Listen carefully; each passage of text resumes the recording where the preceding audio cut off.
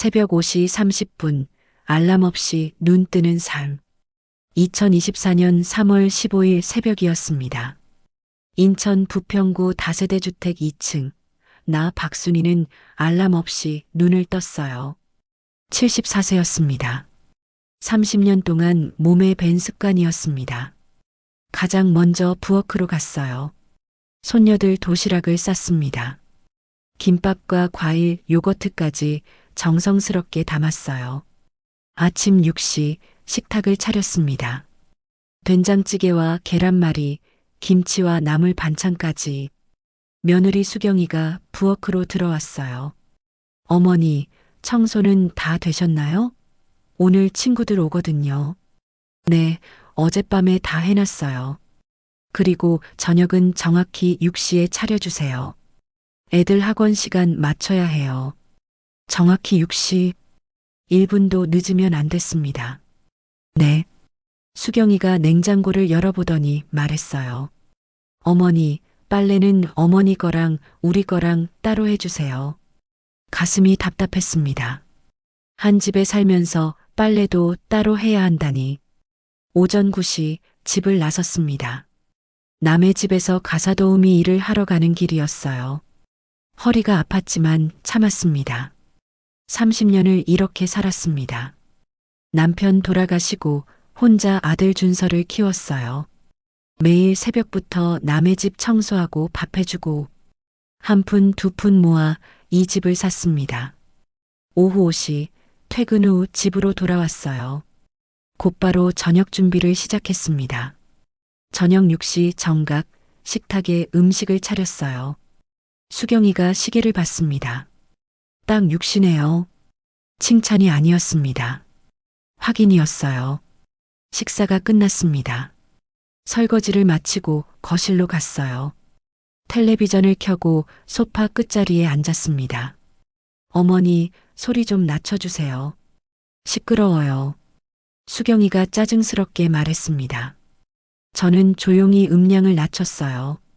밤 10시 제 방으로 들어갔습니다. 가장 작고 어두운 방이었어요. 창문도 작았습니다. 침대에 누워 천장을 봤어요. 20년이었습니다.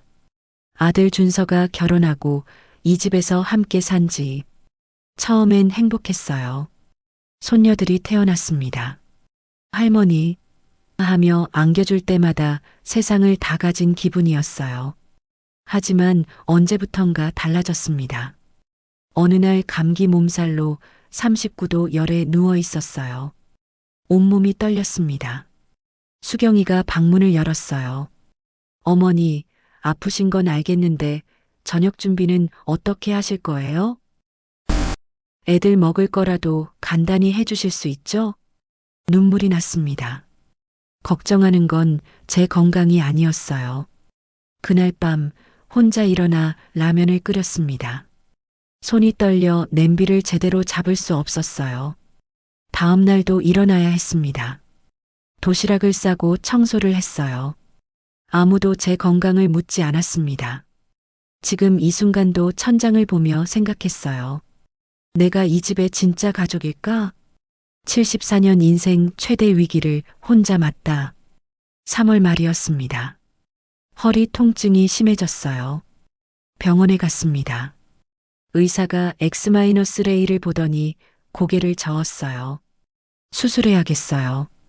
더 늦으면 위험합니다. 수술이요? 네. 디스크가 완전히 망가졌어요. 집에 돌아와 아들에게 말했습니다. 준서야, 엄마 허리 수술해야 한대. 수술이요? 며칠이나 걸려요? 준서가 물었습니다. 걱정하는 표정이 아니었어요. 일주일 정도래. 그럼 그 사이 집안일은 어떻게 하죠? 가슴이 철렁했습니다. 수술 날짜를 잡았습니다. 4월 5일 화요일. 전날 밤 수경이가 말했어요. 어머니, 저희 내일 회사 가야 해서요. 혼자 가실 수 있으시죠? 응. 수술 끝나면 연락 주세요. 다음 날 아침 혼자 택시를 탔습니다. 수술실 앞에서 기다렸어요. 간호사가 물었습니다. 할머니, 보호자분은요?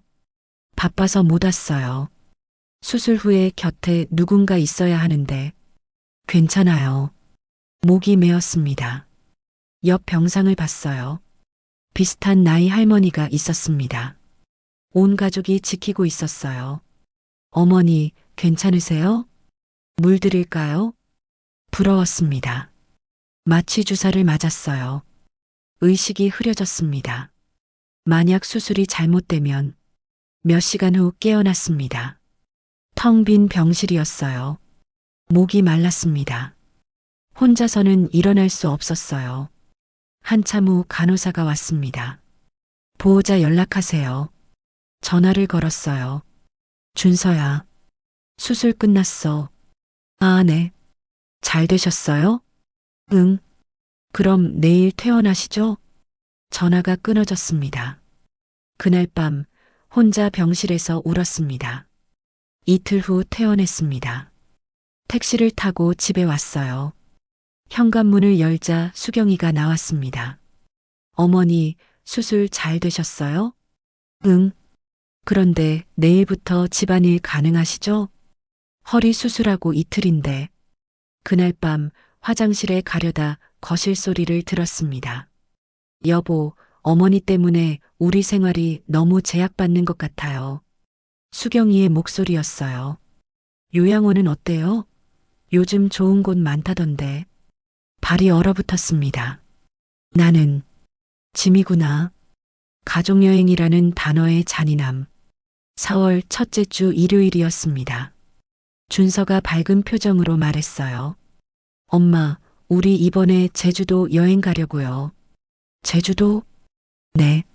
3박 4일이요. 손녀들이 좋아하며 소리쳤습니다. 와, 제주도다. 마지막 희망을 품고 물었어요. 나도. 같이 가는 거니? 준서가 멈칫했습니다.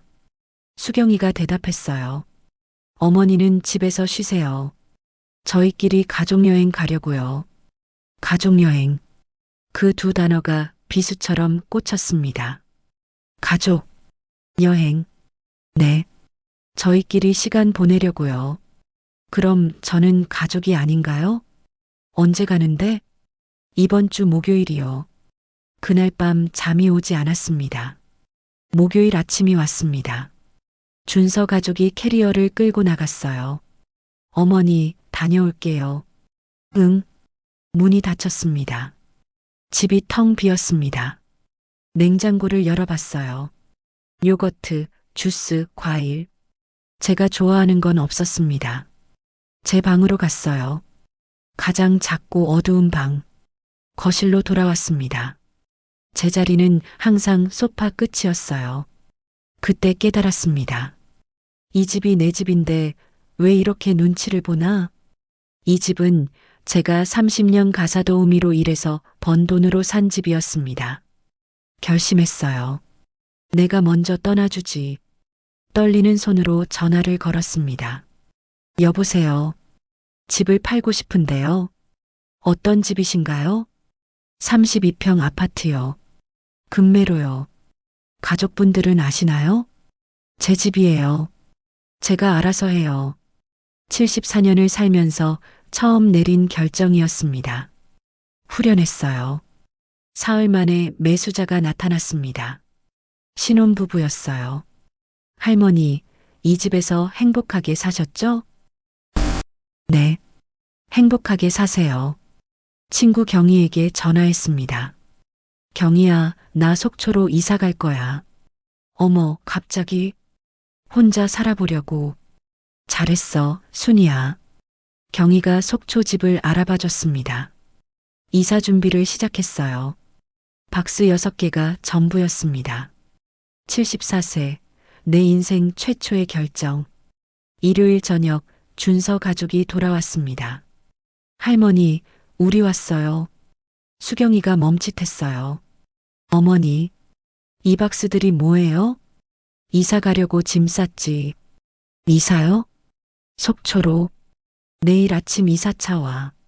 준서의 얼굴이 창백해졌습니다. 엄마, 무슨 말씀이세요? 내가 이 집 팔았어. 뭐라고요? 수경이가 소리쳤어요. 저희는 어떻게 하라고요? 20년 동안 쌓인 걸 쏟아냈습니다. 알아서 해. 그동안 나한테 한 것처럼. 엄마, 너희도 독립하고 싶다고 했잖아. 다 들었어. 무슨, 요양원 보내자던 얘기. 둘 다 할 말을 잃었어요.